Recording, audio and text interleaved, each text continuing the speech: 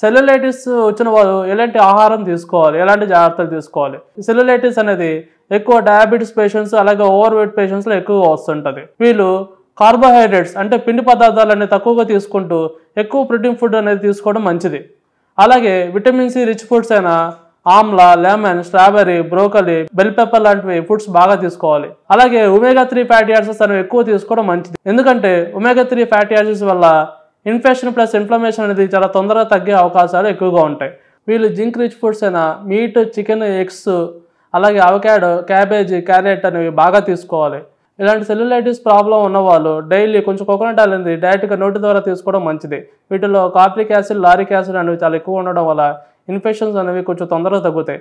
అలాగే ఎక్కడైతే వాపు ఉన్న చోట కొంచెం కోకోనట్ ఆయిల్ అప్లై చేయడం వల్ల ఆ వాపు అనేది కూడా తొందరగా తగ్గే ఆస్కారం ఎక్కువగా ఉంటుంది.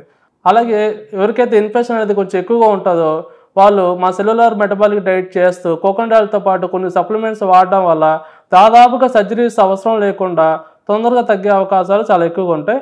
ఇట్లు మీ డాక్టర్ అఖిల్. Thank you.